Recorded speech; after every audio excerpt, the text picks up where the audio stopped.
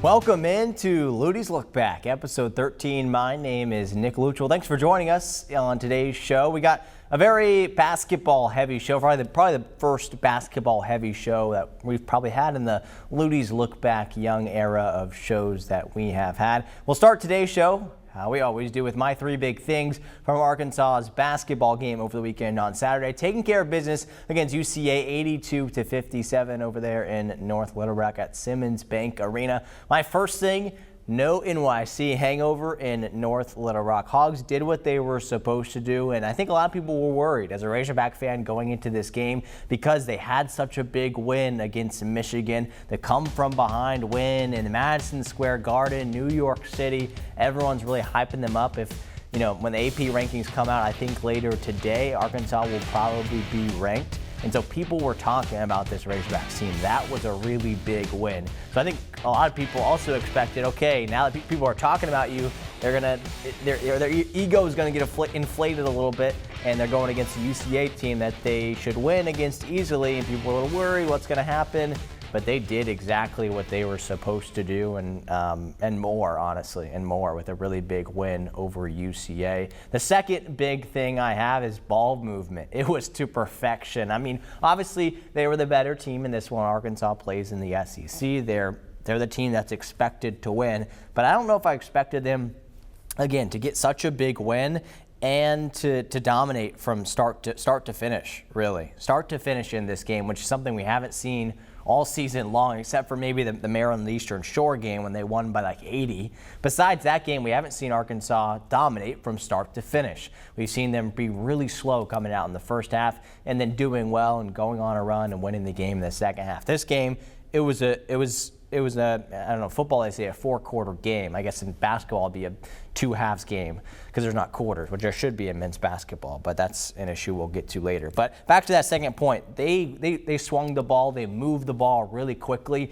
in order to keep UCA back on its heels or up on its toes. They didn't know what they were doing on defense because the Arkansas offense just had them moving so quickly. Even when the Bears tried to move into that zone, the Razorbacks moved the ball even faster, and that's how you beat the zone. Pump fakes, moving the ball quickly, getting the ball down inside to the bigs. And speaking of the bigs, that leads into my last point, the size advantage. Wow. I mean, again, once you expected Arkansas to have a size advantage, but it was just really nice to see Jonas Adu play to probably close to his potential. He shot 100% from the field. I mean, he was good. He was really good for the Razorbacks, and he probably had 5 inches on whichever guard or forward that they tried to put on him.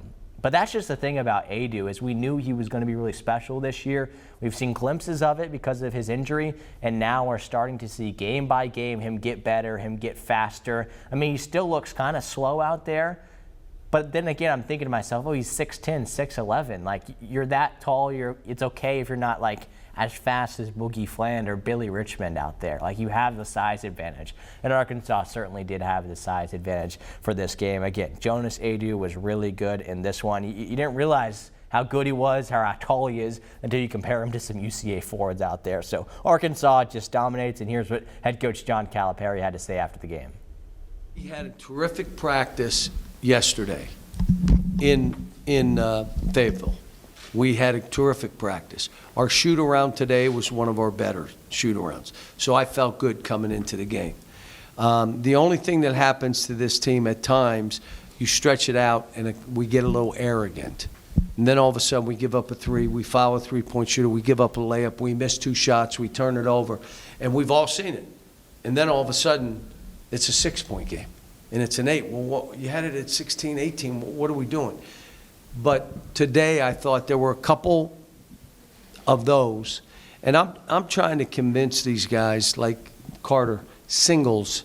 Yeah, I don't need grand slam home runs. Singles. If you don't have something, let's just move the ball. I had to do some stuff today to get us to move the ball from one side of the court to the other. Structured motion. Just move it, and then we play. They do pack line defense, and like you think you can throw it to the post, you can if you throw it to the wing, because they front and they flood the weak side. So we did some good stuff.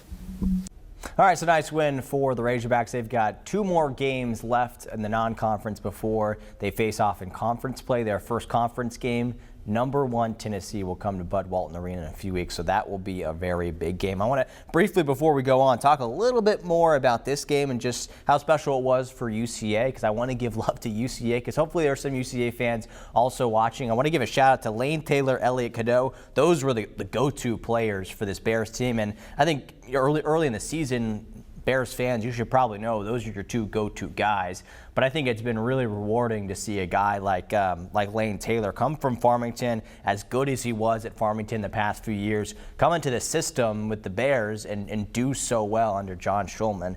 And so Taylor, Cadeau, those guys can play. Obviously, we didn't see them play amazing because they're playing against the Razorbacks, but I really hope UCA continues to do better down the stretch. I think they only have 2 or 3 wins on the season, but I think they're better than what their record shows. They've just had a bit of a tough stretch, tough few games down the stretch here in the early non-conference season. They have, I think, 3 non-conference games left until they begin their A-Sun conference play. This game was also special because like UCA was getting to play against the Razorbacks in their area, but like on a neutral court. And so I think that was pretty special for them. Head coach John Schulman talked about that after the game and just how special it was for a guy like Ben Fox, who, you know, he went to Little Rock Christian, or he went to high school at Little Rock Christian a few years ago, I think 1 or 2 years ago. And then Ben Fox was talking to Coach Schulman before the game about, you know, just how cool it was that he was getting to go out there and maybe not play for the Razorbacks that he'd always dreamed of, like him and Lane Taylor dream of playing for the Razorbacks, but he's getting to play in front of Razorback Nation and hear them call the Hogs. And it was a packed arena, it really was. So that was really special. That was the special thing that kind of goes beyond the basketball game. So that was something I really wanted to note there. But that is basketball. Let's move on to some football talk now. A lot has happened since the last time we talked on Luttie's Look Back. The transfer portal officially became open 1 week ago today, and there's certainly been a lot of changes with this Razorback team. There's going to be a lot of changes in the future. As of right now, there's somewhere between 20 and 25 transfers out the door that have been on this Razorback football team this past year. Now we're going to be on another team this upcoming year. It's crazy. It's the world we live in now, so you better get used to it. And Coach Pittman talked about it. We'll get to him in a second, just about how crazy it is. The Braylon Russell thing is insane to me because he entered the portal and then he left the portal and came back to the Razorbacks. And then yesterday he decided, okay, I'm going back into the portal. So I don't really know what's going on there, but it's just kind of crazy to me. And I'm not going to dig too far into the Braylon Russell thing. But I think the whole system is very flawed if a player can go back and forth like this. There definitely needs to be some rules put in place for a player not to go in the portal, come back, go in the portal, come back. Like, there's got to be more rules in place for that. But that gets into a little bit of other conversation. But another crazy kind of part with everything right now is the few players who are transferring to Ole Miss. We saw it last year, like Chris Pupal, the linebacker for the Razorbacks, transferred to Ole Miss, and he had a really good season. Now, there's been 3 players from this past year's team that have transferred to Ole Miss, and they all transferred about within the same time of each other. So it's really interesting. A lot of people have been rumored talk about tampering in the portal. So what is Lane Kiffin, the Ole Miss head coach, doing in the portal to get our players? It's very interesting, very aggravating. It's kind of igniting a rivalry that's never really been there between Arkansas and Ole Miss, and now it's probably going to be a thing because Arkansas plays Ole Miss, I think, week 3 of the 2025 football season. So that is really interesting, and that's some negatives of like all the guys leaving. Arkansas has had some players incoming: Connie Walker, Raylan Sharp, and Keyshawn Davilia, and Jaquan McRoy. I probably mispronounced some of those names, but they are getting a couple guys from the portal. And so that's good. There's some positives to look at. And again, Pittman had a lot of interesting things to say on this last week. In case you missed it, I do have one little clip I want to toss to. Here's what he had to say. He has a very interesting reasoning, his reasoning behind why they're letting some of their players leave and say, okay, you want more money, go to the transfer portal. Here's his reasoning why they're letting them do that, and why they might stay. It just comes down to a staff decision on, are we going to be able to improve our team from 6-6 if we give this one, the amount of the money there, because they're going to get better. The kids are going to get better, but how much better than the 6-6 can we get? unless we go with portal available kids. And, as you know, we've been pretty good in the portal. I think our 4 SEC players were all portal transfer guys. We're very confident that we can do that again. Yeah, and it's a little bit unique what Coach Pittman is trying to do. I think maybe he knows his job is on the line, like it's been on the line for the past few years. And I respect what he's doing, because he's saying, okay, we had a 6-6 season. I'm happy with that. I'm not satisfied with that. So all the players that we had with our 6-6 season, I don't necessarily want them. I want better players, or I want different players. I want to try something else out. I can relate to Pittman and what he's doing right there. Will he get the players? Will he get other players in the portal that are better than the current players that he said goodbye to? We'll have to find out. But I'm not the most confident person in the world with Arkansas football, and thinking I thought they had some really good players this year, and now they're saying goodbye to them and saying we can get better players type of thing. I don't know how I feel about that. And that's kind of the gist of what he was saying. He was saying, we're losing a lot of the players not because of money. Like he said over and over, we don't have a shortage of money that we can give these guys type of thing.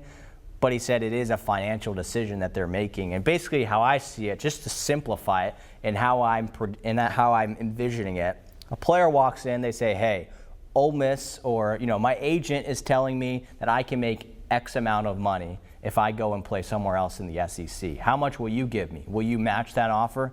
And then Pittman has to either think, okay, yeah, you're really good, I can match that offer, or no, you're not worth set amount of money. Have a good one. So I don't know. That's how I'm picturing it.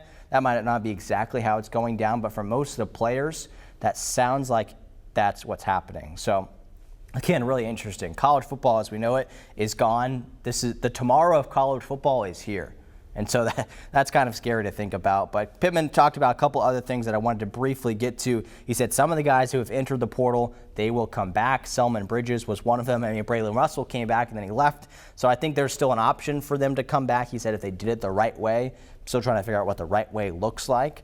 He also said him and Hunter Yurachek, the athletic director, have talked about having a general manager for the football program, which is something really interesting to me that some other football programs are starting to do, because Pittman's like the head coach, and this is turning into a pro-style league. Like, this isn't just college football anymore. This is the pros with some college elements in it. You need someone else to be negotiating these contracts. Pittman can't put that all on his shoulders. So I think that could be interesting in the future for them to have a GM. He said the very soonest it'd be like April or something if they had a GM. So that'll be interesting to see how that goes down. And the last thing he said that I wanted to note is he was asked what's the top position group he's trying to get in the portal, and he said offensive linemen. So as of now, they've lost 3 of their 5 starters, and they've only gained 1 back, and a 4-star from Oregon at that, so pretty good. But again, a lot of really interesting stuff. I can talk for hours about the transfer portal and everything that's going on with Arkansas football, but let's move on from Arkansas football and talk about Arkansas women's basketball. They fell yesterday 75-72 to a relatively good Texas Tech team. The Razorbacks were well within this game. They actually had a shot at the buzzer. It was Kiki Smith, that missed a 3-pointer at the buzzer. And for Arkansas to be in this game with again a relatively good Red Raiders team, I think that said something about the fight that this team has, despite people talking about how bad they might be this season. And yes, they're probably not a great basketball team, but they fought and they clawed their way, and they had a chance to win this game. They just missed a 3 at the buzzer. So Arkansas now falls to 6-6 on the year. Again, not a great start to the season for the Razorbacks, but here's what head coach Neighbors had to say on the final play of the game and how he felt like his team performed. Yeah, we had worked on the play today. We call it 33 because there's 3 chances to get a 3, but you don't have enough time with 6 seconds, so we had to cut it down and run it, just the first 2 options. And I thought as soon as she let that go, that looked good. That's a shot that, if I could have rested her somewhere along the way, or it hadn't been finals week, or, she's going to say if she just slept a little bit better the night before. I mean, that shot probably goes in. I thought she got a great look at it. But it magnifies because it was the end. But yeah, for us to get a steal down there, we went offense, defense. Jada got on the ball and did a heck of a job, forced that long lob pass. We get a break. But we didn't make enough breaks for ourselves. There was some opportunities for us to make some breaks. I just felt like we had some missed opportunities. But I thought Texas Tech played really well too. So for us to play well against a team like that, I think that's their 10th win of the year. There'll be some positives that we can find, but there's still some negatives we got to get cleaned up before the SEC rolls around. All right, as you mentioned, Arkansas has 2 more non-conference games, kind of like the men's basketball team, 2 more non-cons until they get into the conference season. And just like the men, the women have to play a really tough opponent to begin the SEC slate. LSU will come to town a few days into 2025, so that will certainly be a tough one for the Razorbacks. Let's move on now to Little Rock men's basketball. Man, they fell in a brutal one yesterday. They had the game won. At the very end, they foul the three-point shooter as the clock expires, and that's how they lose the game. I guess that's how the game went into overtime.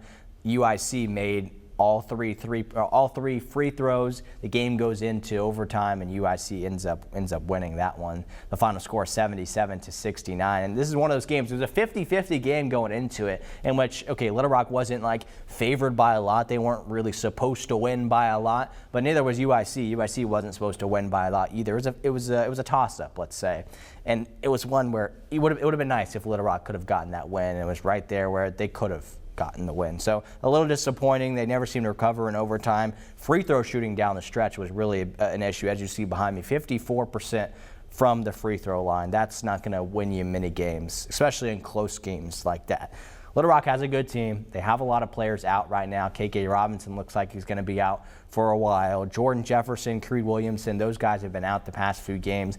They need guys like Jordan Jefferson to be playing. And, now it's all on the shoulders of a Jonathan Lawson and a Mawani Wilkinson, who are great players for the Trojans, but they need those guys can sometimes, like when you get guys like KK Robinson and Jordan Jefferson back into the lineup and healthy, those other guys, with all due respect, are rotational players. They're not rotational players. They're not star players. They're probably still starting for Little Rock, but they're not star players. So a tough one for Little Rock. Let's move on now from the Trojans and talk about a little bit more positive. Arkansas State.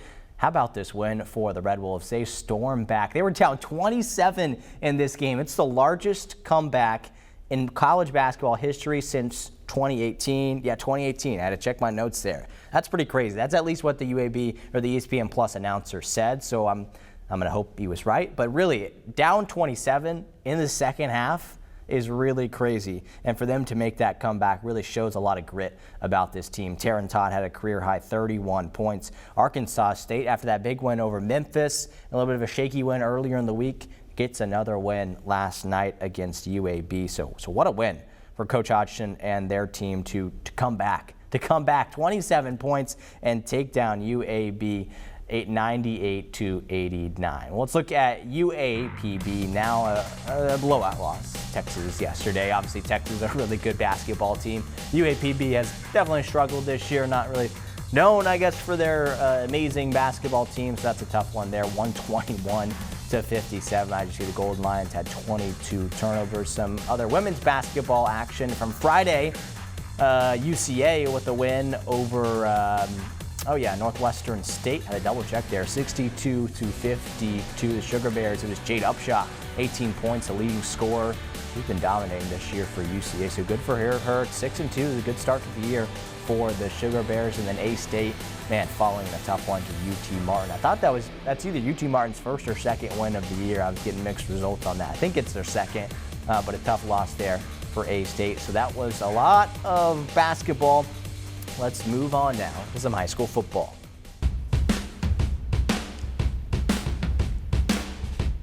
All right, we wrapped up the Class 4A and 3A state championships and state playoffs over the weekend. The Class 4A, how about the Arkadelphia Badgers shutting out Elkins 28-0 to win the 4A title. It was a bit of an ugly game. Let's put it how it is. It was 7-0 at halftime. It was a little bit of rain on and off. I was standing there with my umbrella, and then I put my umbrella down, then I put my umbrella back up, then I put it down, then I put it back up. It was a little bit crazy. But how about the win for Arkadelphia? In order to win, they knew their defense had to stop what was a really good Elkins team. This Elkins team, I did a little bit of research. You ready for this? Elkins had 74 touchdowns coming into this game. The entire season with the playoffs, 74 touchdowns, 0 in this game. A big old donut for Elkins. So how about Arkadelphia defense coming strong in this one to get the win? A couple names I want to point out just from stats, because we normally don't get stats on the defensive guys. Malachi Hamilton led Arkadelphia in tackles, 12 tackles. Reese Campbell had a sack and a half and 2.5 tackles for loss. That's pretty good. Braden Wagner, the senior, the MVP of this game because of his 2 interceptions. He was pretty big in this game as well. And Nykeeson Wimberly, I hope I get that name pronunciation correctly. They call him Nick, so I can kind of relate to him there. He had a fun touchdown run. The game was over at that point, but he's a defensive player. He had an awesome touchdown run to kind of seal it at the end of the game for Arkadelphia. Then on the offensive side of the ball, look, their offense didn't play great. And look, let me say this about Bryson McCoy. The sophomore quarterback can play. Early in this game, I think it was second quarter, he had a pretty costly fumble. And it wasn't looking great for Arkadelphia as far as the offensive side of the ball goes. But give credit to that young man for coming back in the second half, throwing, I think, 2 out of his 3 touchdown passes came in the second half after that fumble. McCoy can play. He has got 2 years left to play with the Badgers. He's going to be really fun to watch. And then lastly, Orion Roberts, he had a touchdown pass, caught it, ran for the end zone, touchdown. He also had an interception on the defensive end. So it's kind of fun at the 4A level. And a lot of these levels, you have some guys playing both ways. A guy like Orion Roberts is definitely one of those guys and a really special player. All right, so that is some of my analysis on the game with Arkadelphia taking the big win. Here's what head coach Trey Shucker and Nykeeson Wimberly had to say after the game. And it's a dream, it's a dream. As a coach, the dream is to win a state championship, and man, just so proud of our program, so proud of our coaches and players, and man, it's unreal. This means the world to us. It means everything. Back in 7th grade, we used to talk about this so much. We just started playing for the Badgers. Our senior class didn't lose games in 7th grade at all. Actually went undefeated in there, so that's when we actually knew we could do this. That was for the city right there. My grade specifically always told the city that we was going to bring one home, and we meant what we said. And as men in Arkadelphia, we get taught to stick to our word, and that's what we did today. Well, congrats once again to Arkadelphia. Let's move on to the 3A, a tough one for Bismarck. They fall 42-34 to Salem. And I want to give the Lions credit. Look, I don't think many expected them to be in this game. So that deserves a round of applause just for making the game. I know there's no participation trophy. There's a runner-up trophy. And I'm sure the Lions were disappointed when they got handed the runner-up trophy and you get second place. I'm sure you wanted to win when you're in that game. But they deserve the applause and they deserve the reward of getting that second place trophy because, again, no one expected them to get there. When they had that win over Prescott earlier in the year, people knew Bismarck was one of the teams to beat in the Class 3A. They couldn't get it done a few nights ago against Salem, but again, a really good team led by Ben Keithley. Again, that kid can play. 4 total touchdowns on the night, 152 yards passing, 118 yards rushing. But Bismarck just falls to Salem, and Salem was just a little bit better. So tough loss for them. That's it on high school football, which is pretty crazy. It's been a really fun year of high school football. So that's a look at the Class 3A and the 4A of high school state championships. Let's quick look at the NFL from over the weekend. Cowboys taking care of business against the Panthers. I think they still have a 1% chance to make the playoffs. I don't know. That's a big deal. Cooper Rush actually looked pretty good in this game. He had 3 total touchdowns, I'm pretty sure. So good for him. Cowboys win 30-14 on the right side, top right. Chiefs with the win, 21-7 over the Browns. Big story here. Patrick Mahomes hurting his ankle, I think it was. So we'll see how if he gets better in time for them to make a deep playoff run in a few weeks here. Commanders, just edging out the Saints, and that one was a close one. New Orleans scored as time expired. Because they're the underdog, I guess, they go for 2 instead of taking the extra point, and they don't get it, and that's how they lose the game. So that's a really tough one for the Saints. And then the Texans, a bit of an ugly game, but the defense really came up strong in this one. They picked off Tua Tagovailoa, the Dolphins quarterback, 3 times, and they won 20-12. Well, that's Luttie's look back. We don't have really a Luttie's look ahead, not a ton to look ahead to. I think men's basketball for the Razorbacks, they do play on Saturday. Not really a huge game. They're another non-conference team. I honestly can't remember off the top of my head, but a lot to look forward to. Maybe a show next week for Luttie's look back. Maybe not. We got the Christmas season coming. Christmas season here very soon, so we'll see if we have a show or not. But for now, for this week's show, thanks so much for watching Luttie's Look Back.